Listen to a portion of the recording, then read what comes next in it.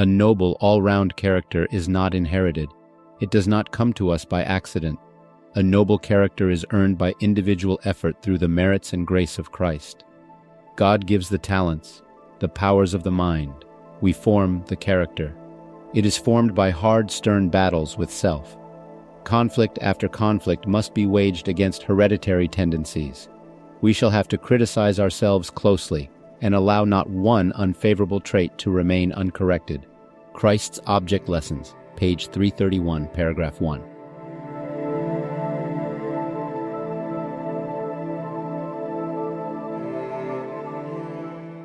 Oke, kita akan lanjut kita punya pelajaran seri The Greatest Warfare. Inilah bagian ketiga daripada pelajaran ini. Dan judulnya adalah Character Develop. Karakter yang dibentuk. Di Efesus 4 ayat 7 dikatakan, Kristus memberikan kepada setiap orang grace. Dan fungsinya di ayat 12 untuk umat-umatnya menjadi sempurna. Dan diberikannya itu dalam tahap sesuai dengan kemampuan. Karena dikatakan di ayat 13, sampai kita semua mencapai titik sempurna. Nah, sampai kita semua itu artinya itu adalah jangka waktu, enggak dengan sekejap. Artinya di saat kita punya karakter itu sama measure stature dengan fullness daripada Kristus, kita tahu di Christ Object Lesson 69 barulah dia datang. Itu enggak terjadi dengan sekejap karena dibilang sampai kita mencapai titik sempurna, dan patokan sempurnanya adalah ukuran stature dengan kepenuhannya Kristus. Dikatakan karakter adalah bagian daripada personality yang dibentuk melalui belajar dan pengalaman. Artinya karakter itu yang kita butuhkannya untuk bisa dinyatakan just, holy dengan good dan righteous, itu dibentuk. Nah, kalau dibentuk artinya sebelumnya belum ada, sehingga dibentuk menjadi ada. Dan di sini dikatakan karakter itu bagian daripada personality. Nanti kita akan jelaskan itu. Dan ini dikontraskan, karakter ini dikontraskan dengan temperament. Dan temperament itu dia punya penampilan kehidupan secara keseluruhan. Dan temperament ini adalah sesuatu yang dimiliki dia sejak lahir. Dan temperament ini adalah komponen daripada personality. Nah, ini banyak istilah-istilah yang salah satunya tadi kita sudah bahas kan, traits itu. Dan formulanya adalah personality itu terdiri dari temperament dengan karakter. Nah, jadi kita akan cari tahu apa personality, dan personality itu terdiri dari temperament dengan karakter. Jadi karakter dengan temperament itu adalah dua hal yang berbeda. Sementara karakter itu dibentuk, temperament itu sudah dimiliki sejak lahir. Itu namanya innate atau inherent. Kutipan di Child Guidance 132 dikatakan banyak anak-anak telah inherited, memperoleh dari orang tuanya, selfishness dari orang tua mereka. Nah, ini bukan karakter, karena karakter dibentuk kan, sementara selfishness yang diterima ini di inherit dari orang tuanya, diturunkan. Jadi selfishness yang diterima itu bukan karakter, karena itu nggak dibentuk. Dan di Testimony Volume 4 dikatakan, it will be well to remember, perlu untuk diingat bahwa tendencies of character, nah tendencies adalah, kita sudah belajar kemarin itu, bahwa kecenderungan atau miringnya ke satu arah itu. Jadi seperti orang yang sudah ada tendencies untuk menjadi orang yang tukang minum alkohol, karena itu diberikan oleh orang tuanya. Karena itu ditransmit artinya itu diturunkan dari orang tua ke anak-anaknya. Tapi itu bukan karakter, karena karakter dibentuk. Jadi selfishness yang dia terima itu bukan karakter, tendencies, kecenderungan, kecondongan itu bukan karakter, karena definisi karakter itu harus dibentuk. Sementara bayi tidak membentuk itu di kandungan ibu, khususnya waktu dia lahir juga, tapi itu harus dibentuk dari bahan yang dia terima dari orang tuanya. Jadi orang nggak dihakimi di hari penghakiman karena dia memiliki selfishness, apalagi dia nggak pernah layani. Dan kalau nggak pernah layani, artinya nggak pernah menjadi bagian daripada karakternya. Jadi walaupun dia punya tendensi karakter ini jahat, tapi kalau dia nggak pernah develop, dia nggak pernah memiliki karakter yang jahat walaupun dia punya kecenderungan ada. Jadi kita dihakimi berdasarkan karakter, bukan berdasarkan apa yang kita terima dari orang tua. Sejelek apapun, itu bukan dosa.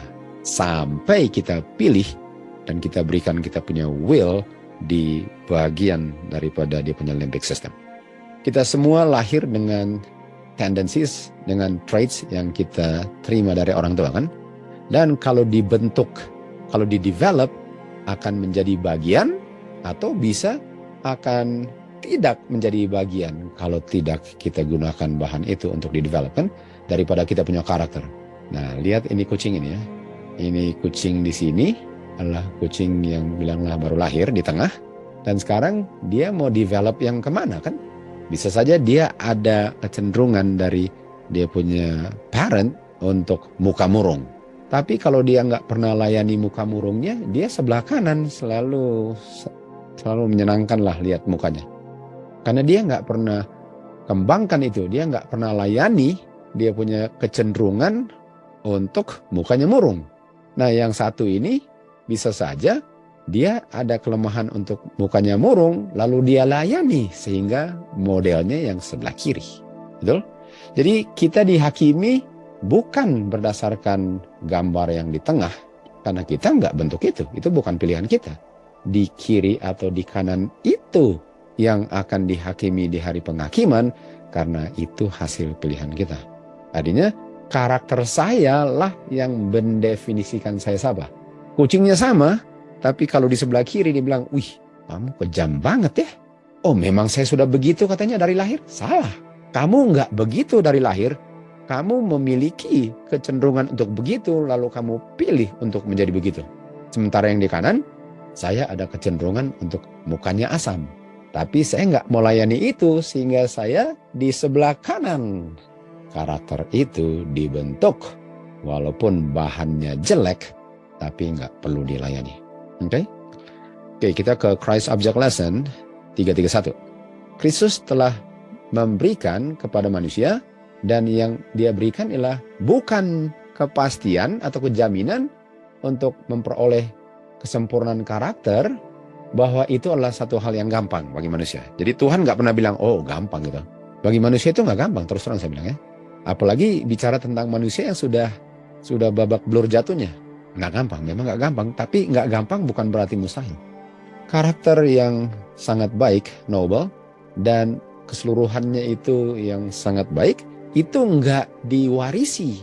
Yang diwarisi adalah kecenderungan untuk muka asam, tapi karakter yang di sebelah kanan ini adalah karakter untuk tidak melayani kecenderungan muka asam itu. Dan karakter itu nggak kita terima secara kebetulan. Karakter itu harus dihasilkan berdasarkan usaha pribadi melalui marriage dan grace-nya Kristus. Nah kalau bilang marriage artinya Tuhan Yesus punya kualitas kehidupan, dan grace-nya Kristus itu lah yang akan bekerja dengan saya punya bagian di bagian saya untuk menghasilkan karakter seperti itu. Artinya untuk menolak muka asam itu mustahil tanpa marriage dan grace of Christ. Makanya di Roma 7:18, saya maunya kucing sebelah kanan, tetapi kenapa muka saya selalu kelihatannya seperti kucing sebelah kiri? Karena itu tanpa marriage dan grace of Christ. Udah mulai ngerti kan? Tuhan memberikan talenta kepada manusia dan kuasa daripada dia punya pikiran. Tapi talenta dan kuasa ini dan grace dengan merit ini nggak ada gunanya kalau kita tidak gunakan untuk membentuk karakter kita. Artinya walaupun saya pengen seperti kucing sebelah kanan, nggak akan pernah terjadi kalau harapkan bahwa Tuhan akan bekerja untuk saya sementara saya pangku kaki. Nggak bisa. Jadi waktu saya berhadapan dengan pilihan mau muka asam atau enggak, di situ saya harus pilih untuk menggunakan the merits and grace of Christ itu, kuasa Tuhan, dan percaya bahwa saya nggak perlu layani yang pada saat itu pengen sekali dilayani, muka asam. Itu iman. Makanya kita diselamatkan melalui iman. Nggak bisa saya dengan kuasa sendiri menjadi seperti kucing di sebelah kanan kalau bukan dengan grace-nya Kristus. Itu dibentuk dengan hard, nggak gampang, stern battles with self. Artinya perjuangan yang tekun dan tidak pernah mundur, tidak pernah kecewa, tidak pernah mau mengalah melawan diri sendiri. Kita tahu sebagai manusia semua bagaimana mustahil sekali untuk menyangkal apa yang hati ingin lakukan, kan? Kita semua tahu itu. Artinya harus ada perjuangan, tapi perjuangannya dengan kuasa Tuhan. Makanya orang yang beriman bisa menang bukan karena dia ada tenaganya, tapi dia percaya akan tenaganya walaupun nggak ada di setiap selnya rasa bahwa dia bisa menang.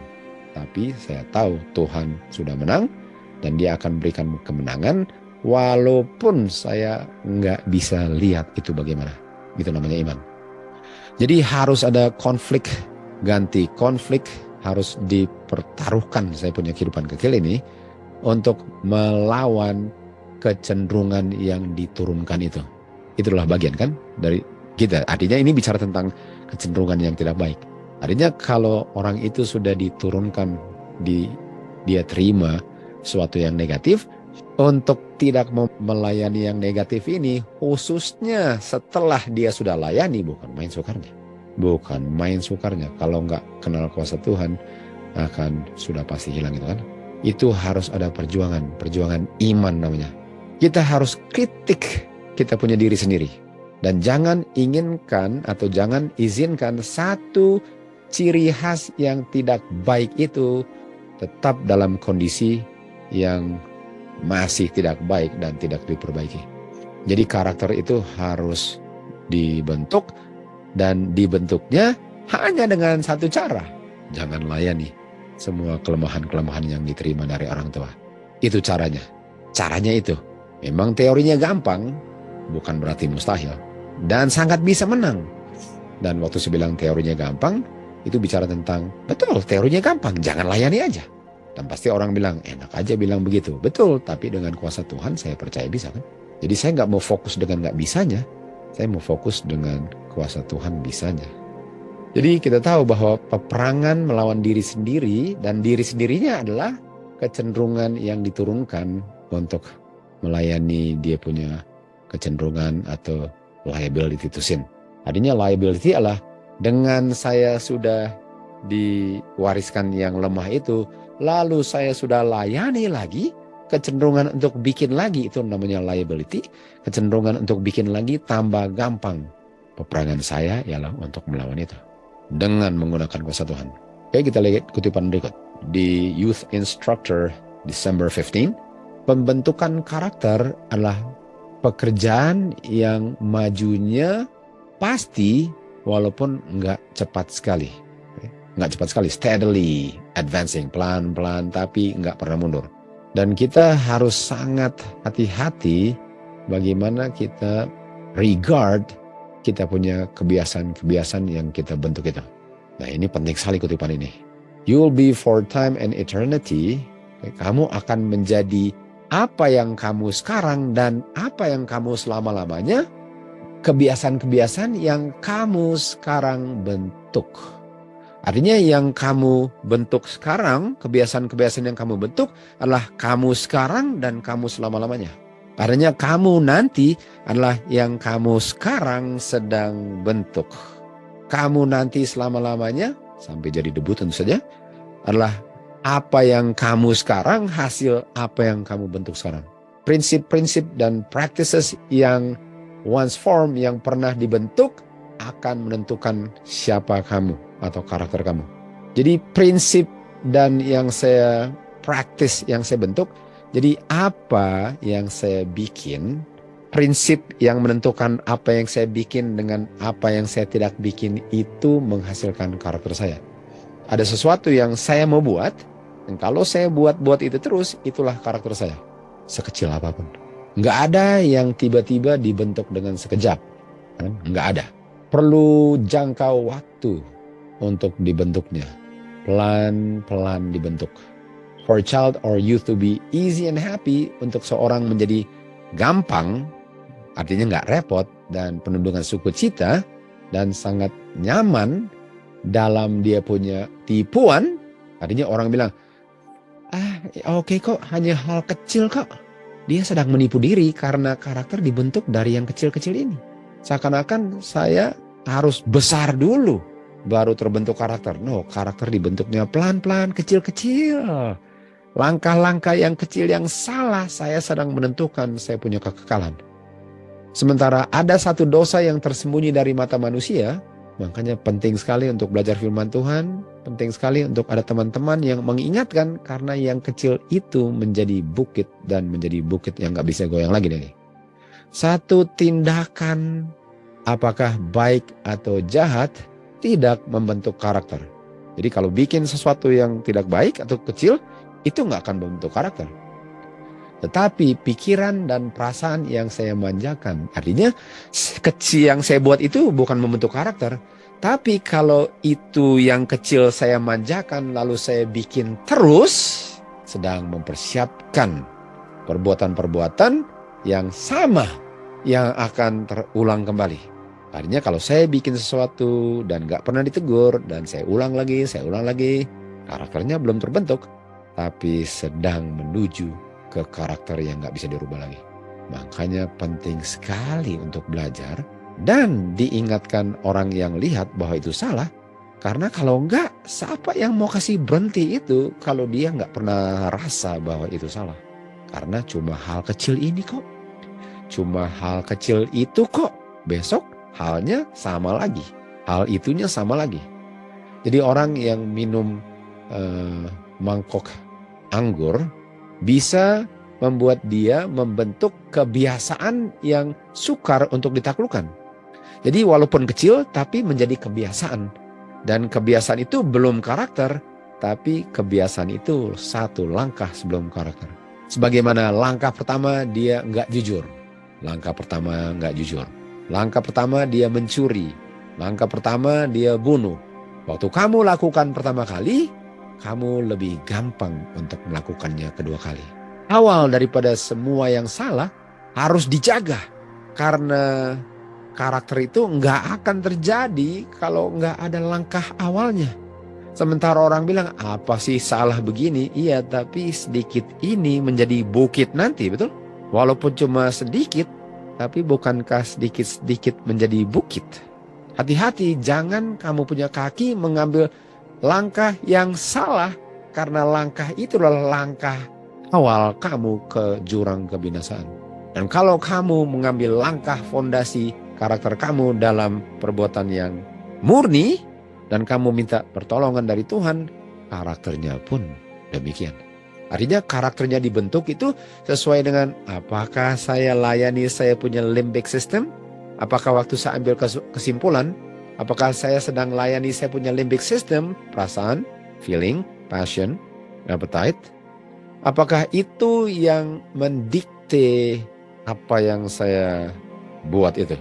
Karena kalau itu yang mendikte, saya bisa rasa cuma hal kecil kok. Iya, tapi ini gunung kan nggak bisa menjadi begini kalau nggak mulai dengan satu kerikil. Namanya menggunakan dia punya feeling udah salah. Jadi jangan lihat kecil atau besarnya, lihat saya pakai dia punya frontal lobe atau limbic systemnya. Sekali lagi, jangan pikir karena ini kecil dan tidak besarnya, mau kecil atau besar, bahayanya bukan di kecil atau besarnya. Dalam hal ini, bahayanya ialah saya pakai bahan limbic systemnya.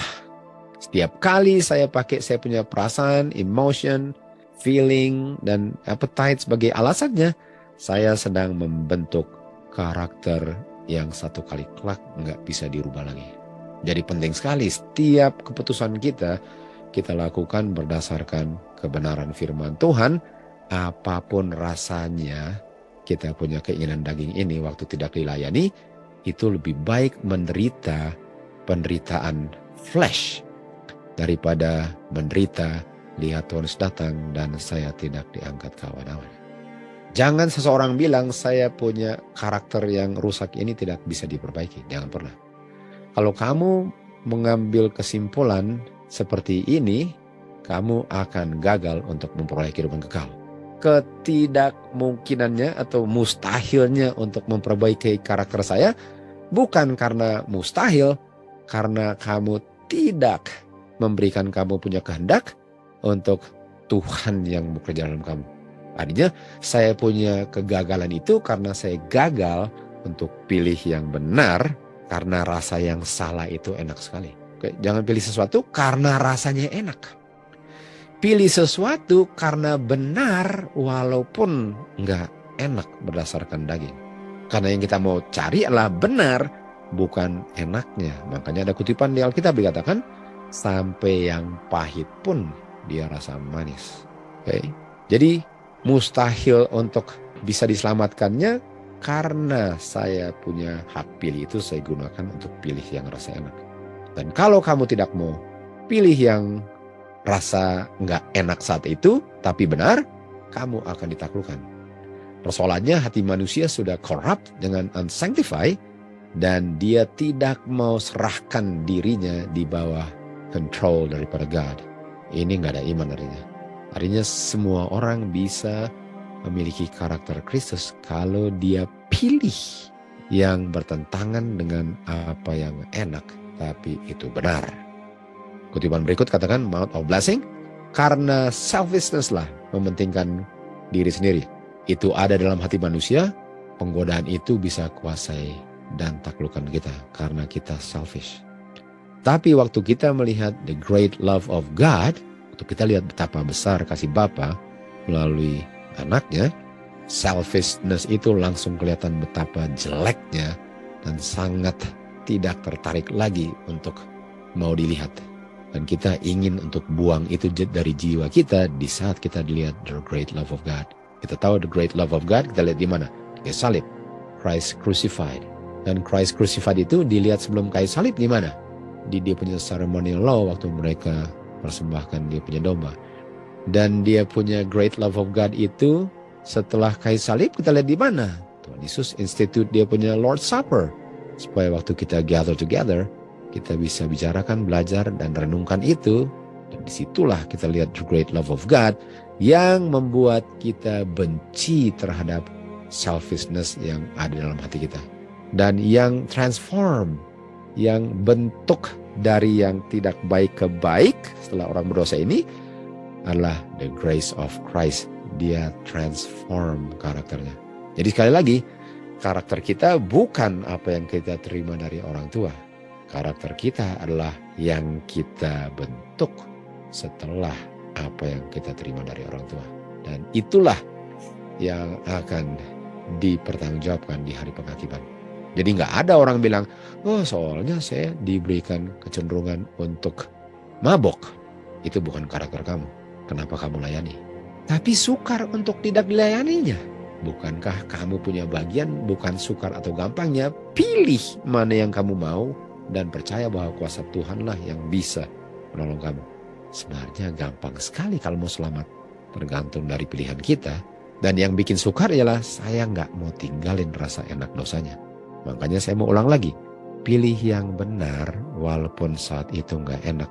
Jangan pilih yang enak walaupun saya tahu itu salah. Jadi kalau saya pilih yang enak walaupun tahu salah, kenapa saya heran kalau saya hilang? Jadi kita harus jaga kita punya pikiran. Mari kita lihat ya, apa hubungan dengan kita punya pikiran dengan kita punya karakter.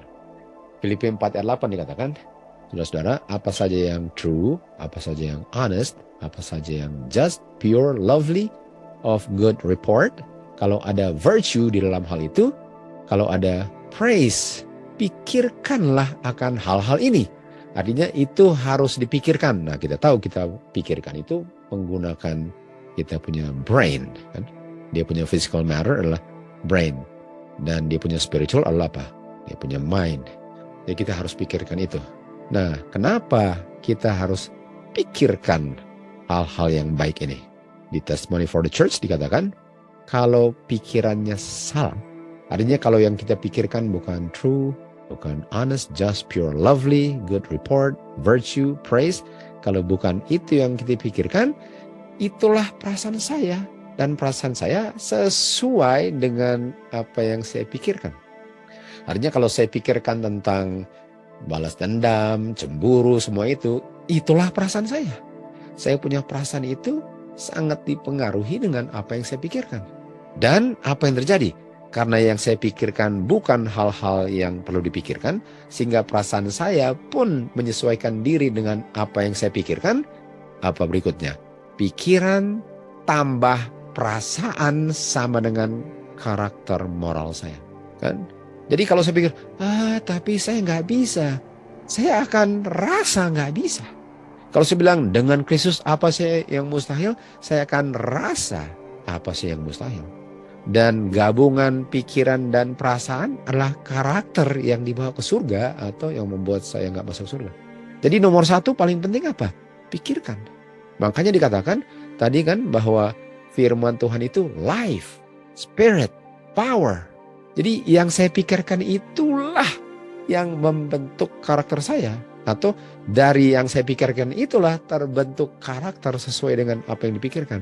Artinya apa yang masuk ke dalam sel-sel otak saya lah yang akan diungkapkan menjadi karakter saya. Ler 85 dikatakan, jangan pernah lupa bahwa pikiran akan diungkapkan dalam perbuatan.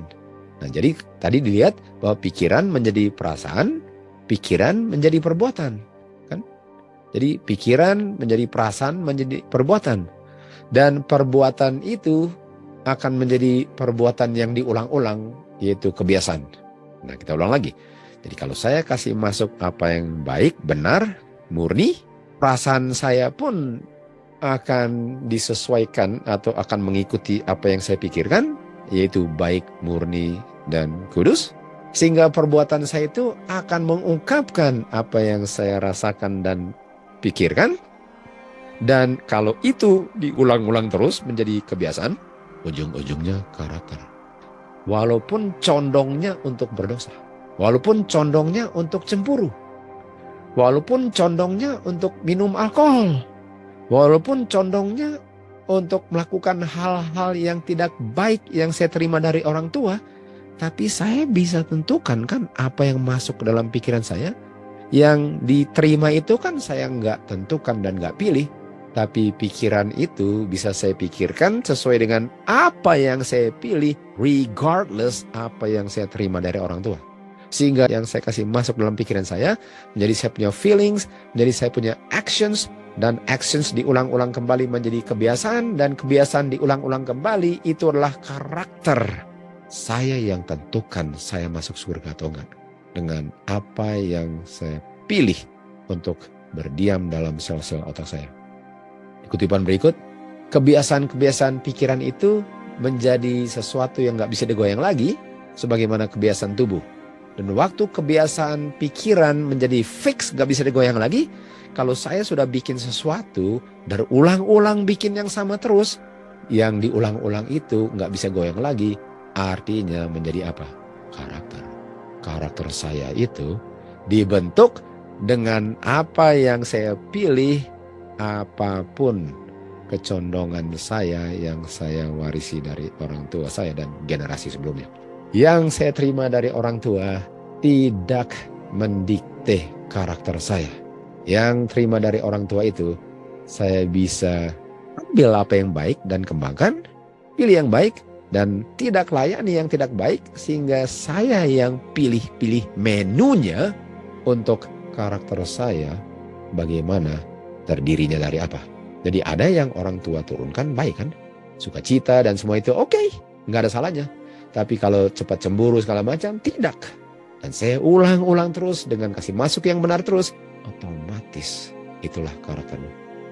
Dan di sini pikiran akan menjadi perbuatan. Perbuatan yang diulang-ulang menjadi kebiasaan. Kebiasaan yang diulang-ulang menjadi karakter kita. Dan yang menentukan ini adalah dia punya will kan, willpower. Saya punya hak untuk pilih, lalu saya serahkan saya punya will kepada Tuhan. Sehingga Tuhan Yesus dalam kehidupannya dia bilang apa? Bukan kehendakku, oh Bapa, tapi kehendak-Mu. Sekali lagi, bukan soal apa yang rasa enak atau enggak enak, apa yang benar yang saya harus pilih. Nah, semua orang telah berdosa. Karena semua orang telah berdosa, artinya semua orang telah membentuk kebiasaan yang tidak baik, sehingga membentuk karakter yang tidak baik, hasil pilihan yang tidak baik, karena semua orang telah berdosa. Artinya semua orang ini perlu transformation of character. Karakternya harus ditransformasi, karena semua telah berdosa. Karena karakter itu adalah hasil pilihan yang tidak baik, dan hasil itu adalah dosa. Semua orang telah berdosa, karakternya harus dirubah. Karakter yang di-develop, bukan human nature yang di-develop kan, dia punya inherent human nature. Karena itu kan bukan karakter. Itu nggak perlu dilayani. Yang dilayani itu yang menjadi karakter. Jadi human nature nggak pernah dirubah. Tapi yang dirubah adalah karakter saya dari hasil pilihan yang salah sekarang menjadi hasil pilihan yang benar, walaupun semua yang diturunkan itu masih ada, nggak dilayani saja. Yang perlu ditransform bukan dia punya inherent itu, yang perlu di-reform adalah hasil pilihannya. Jadi ini bukan transformation daripada human nature yang di inherent itu yang diterima, bukan. Inilah transformation daripada karakter. Jadi orang yang sudah rubah karakternya, kecenderungan, condong, dan semua itu masih ada. Tetap ada. Karena itu enggak di-develop, itu diberikan. Dan dengan itu, karakter bisa ditentukan di mana hasil daripada pilihannya. Oke. Nah, kita tahu nanti waktu Tuhan sudah datang, itu pun akan dirubah. Tapi sebelum itu tetap ada. Jadi ini adalah karakter transformation, bukan inherent human nature transformation, bukan. Malahan sekarang harus berjuang untuk tidak melayaninya, karena sekarang dia adalah musuh, karena saya sudah, karakternya kan sudah melawan itu, sementara waktu berdosa saya ikuti dia itu. Sekarang menentang dia terus, sementara dulu saya ikuti dia terus sebelum character transformation. Oke, kita melihat tentang the voice of God. Di Yesaya 30 ayat 21 dikatakan, telinga kamu akan mendengar di belakang kamu dan akan berkata, inilah jalan. Jalanlah di jalan itu, belok ke kanan atau belok ke kiri sesuai dengan instruksi. Nah, itu dengar suara itu, dengar firman itu, dengar apa sebenarnya? Apa yang didengar waktu saya dengar firman di belakang telinga saya? Dikatakan di sini, Tuhan Yesus berdoa, dia bilang, kuduskanlah mereka melalui kebenaran-Mu, firman-Mu adalah kebenaran. Artinya orang dikuduskan, dibersihkan dari kotornya, atau ditransformkan melalui firman kebenaran. Dan firman yang transform itu sama dengan di Efesus 5 ayat 26, sanctified by the word. The word yang membersihkan itu saya dengar dan bukan cuma didengar, yang saya dengar adalah instruksi yang perlu dilakukan. Jadi instruksinya adalah begini, pilih ke kiri. Kalau di sebelah kanan itu lembek kan? Pilih ke kanan. Kalau di sebelah kiri itu lembek kan? Itu dia firman Tuhan. Tapi dia nggak bilang kiri atau kanan. Dia bilang yang benar.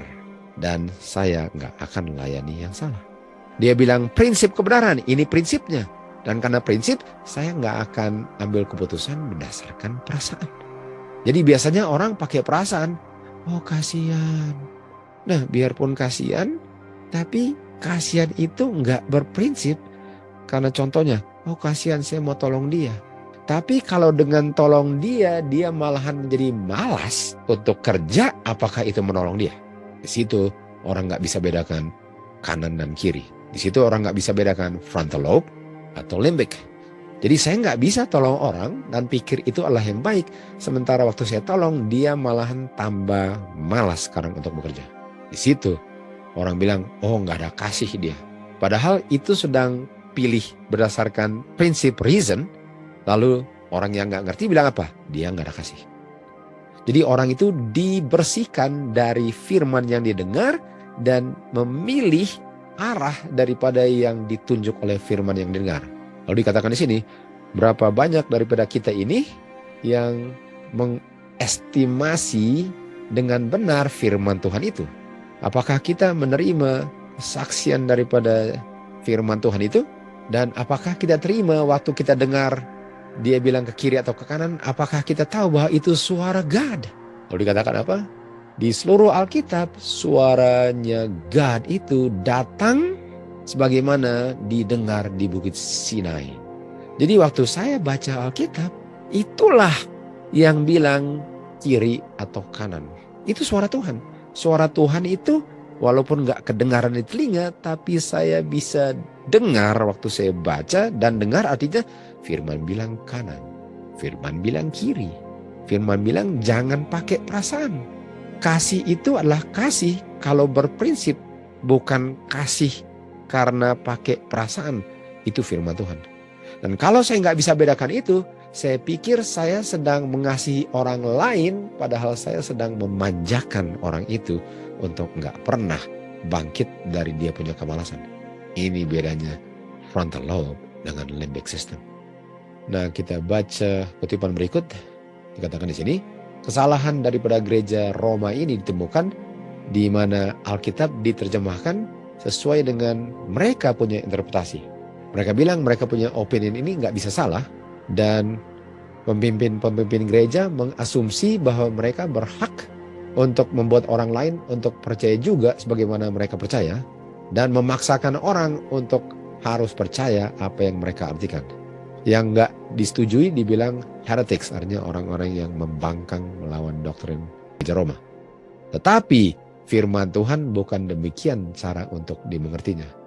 Firman Tuhan benar karena firman Tuhan benar, bukan karena orang bilang benar. Dan firman Tuhan dibaca sebagai firman God dan ditaati sebagai the voice of God. Artinya dari mana saya tahu itu benar atau salah? Kalau saya nggak baca firman Tuhan dan nggak anggap itu sebagai voice of God. Seakan-akan saya harus dengar suara di telinga saya. Jadi firman Tuhan itulah yang bilang ini benar, ini salah. Dan untuk bilang ini benar, ini salah, saya yang baca waktu saya bilang, oh artinya ini prinsipnya, nggak bisa dong pakai perasaan. Walaupun rasanya kasihan, tapi itu bukan kasihan, itu malahan memanjakan orang. Dan berdasarkan itulah saya mengambil langkahnya, dan langkah itu diulang-ulang menjadi karakter. Setan menggunakan dia punya pengaruh untuk membuat suara Tuhan tidak kedengaran lagi, atau suara conscience, kalau nggak salah bahasa Indonesianya suara hati nurani. Nah, suara hati nurani itu adalah suara God, di mana saya diingatkan kembali apa yang saya belajar, dan saya diingatkan bahwa ini yang benar. Kebenaran yang masuk dalam saya punya pikiran waktu saya belajar dan mengerti, saya tahu itu benar. Makanya penting sekali kalau belajar firman Tuhan, mengerti. Bagaimana saya mengambil kesimpulan berdasarkan kebenaran kalau waktu saya belajar saya nggak ngerti. Dan kalau nggak ngerti, jangan heran dia pakai perasaan. Karena ikut perasaan sangat nyaman dalam tipuan belakanya. Dia tahu hati kita sangat licik di atas segala-galanya kan. Pertempuran yang sangat sengit diadakan di antara dua kuasa. Kuasa terang dan kuasa kegelapan. Artinya setan mempengaruhi saya untuk gunakan saya punya perasaan. Firman Tuhan yang saya pelajari dan mengerti bilang yang benar bertentangan dengan itu. Pilihan saya lah di mana saya mau pilihnya. Mau pakai perasaan atau tolak perasaan yang rasa enak dan pilih apa yang benar. Hanya ada dua kuasa yang kontrol pikiran manusia. Kuasa God atau kuasa setan. Artinya kalau saya salah pilih, saya sedang di bawah kuasa setan. Di saat dari mana saya tahu itu kuasa setan? Kalau saya pakai perasaan, dari mana saya tahu pakai perasaan? Karena saya nggak bisa mempertanggungjawabkannya dari firman Tuhan bahwa yang saya lakukan itu berdasarkan prinsip kebenaran. Saya sedang melakukan sesuatu di bawah kuasa setan. Testimoni 5. Di saat seseorang sekali dia menyangkal untuk mengikuti undangan dan teguran dan amaran daripada roh Tuhan, dia punya hati nurani kayak kena setrika dan gosong. Di saat dia menolak teguran, amaran, undangan, gosong hati nuraninya, kebakar. Dan lain kali dia ditegur, lebih sukar untuk menurut daripada sebelumnya. Dan kalau itu terulang-ulang kembali, dan itu pun terulang-ulang kembali kalau memang demikian terus, makanya sering kita bilang kan, paling gampang ialah yang pertama kali. Karena kedua kalinya sudah lebih sukar dari yang pertama kali. Artinya paling gampang ialah sekarang. Karena kalau sekarang saya tolak, besok lebih sukar dari hari ini. Hati nurani adalah suara Tuhan. Artinya kalau saya tolak teguran Tuhan dan saya tetap mau memanjakan saya punya daging, saya sedang kasih gosong dengan setrika suara Tuhan. Dan suara Tuhan yang sudah tidak kedengaran lagi adalah suara Tuhan yang sekarang mulai tenggelam dalam konflik passionnya manusia, self. Dan waktu suara Tuhan itu ditolak, suara Tuhan adalah kebenaran yang saya belajar tapi saya nggak praktekkan. Roh Tuhan di grieve. Dan kita tahu, kita grieve roh Tuhan lama-lama apa? Dosa yang tidak bisa diampuni. Hati manusia, lower nature, sangat penuh dengan tipuan. Dan sangatlah jahat, hanya Tuhan yang mengetahuinya. Sangat mengerikan sekali. Karakter itu sangat bisa. Nomor satu, harus belajar firman Tuhan, tahu yang benar, dan pilih yang benar. Bukan apa yang rasa enak di saat perjuangan itu sedang dihadapi. Setiap jiwa harus berpihak. Dan semua antara memilih bendera kebenaran dan righteousness atau sedang berada di bawah bendera kuasa kemurtatan ini, yang mana sedang berjuang untuk menjadi kita punya Tuhan. Jadi setiap kali saya pakai perasaan, saya bilang apa? Saya mau berpihak di bawah bendera setan. Karena enak rasanya. Enak rasanya, tapi saya berpihak kepada setan. Dan lebih sering saya ambil keputusan itu, lebih sukar untuk kembali lagi. Satu kali kelak, nggak bisa kembali selama-lamanya. Musuh datang melalui lower nature untuk membentuk karakter yang jelek. Dengan memberikan anjuran-anjuran pikiran, menjadi kebiasaan yang jahat, akhirnya menjadi karakter yang tidak baik. Makanya untuk orang-orang, anak-anak, orang tua yang kalau lihat HP lalu sembunyi-sembunyi di belakang-belakang dan nggak mau kasih lihat, mereka nggak sadar bahwa mereka sedang sembunyikan, mereka punya makanan pikiran mereka yang malu untuk dilihat orang, dan dengan mereka sembunyi-sembunyi, siapa yang mau tolong mereka untuk memperbaikinya? Kalau mereka ulang-ulang terus, akhirnya jadi karakter yang mematikan karena mereka lakukannya sembunyi-sembunyi. Paling kurang kalau terbuka ditegurkan, itu lagi nonton apa itu, lagi lihat apa itu. Jangan begitu, tarik HP-nya. Tapi kalau enggak, mereka sedang membentuk karakternya tanpa mau diganggu sampai hilang. Demikian juga benar lawannya. Kalau saya kasih masuk dalam pikiran saya yang baik, cari sahabat-sahabat yang baik, yang suka belajar firman Tuhan, dan saling mengingatkan akan kekurangan dan kelalaian kita, dan itu terulang-ulang, kelompok itu yang bertahan terus akan membentuk karakter hasil pilihan mereka. Dengan saya menolak suara Tuhan, dosa dibentuk dalam hati, suara Tuhan ditolak, kuasa Tuhan yang sanggup menolong ditolak. Saya sedang menutup pintu saya pelan-pelan. Dikatakan di sini, jauhkan dari apa saja yang ada bau jahatnya. Jauhkan daripada apa saja yang ada jahatnya. Dikatakan apa? Tunjukkan teman-teman kamu, saya akan tunjukkan apa karakter kamu.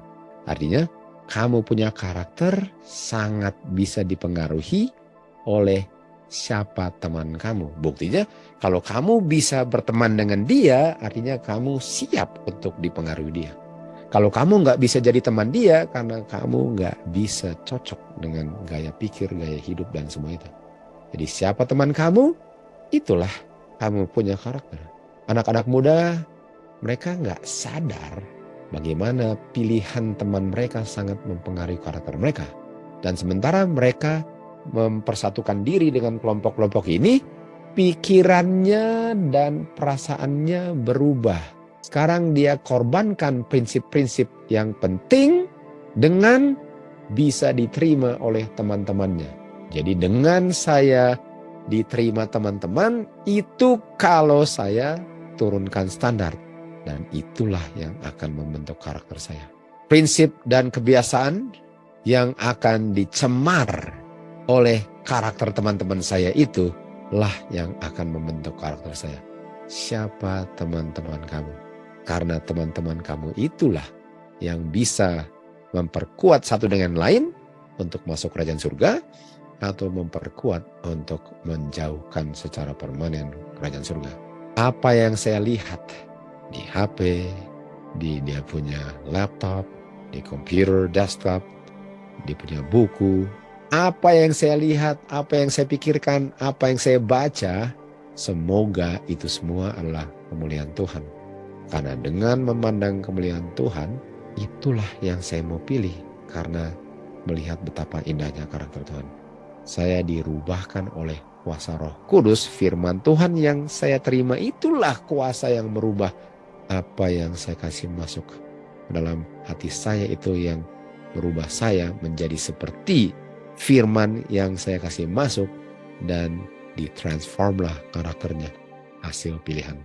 Ada pepatah katakan, kamu bisa tarik kuda ke tempat minum, tapi kamu gak bisa paksa kuda untuk minum.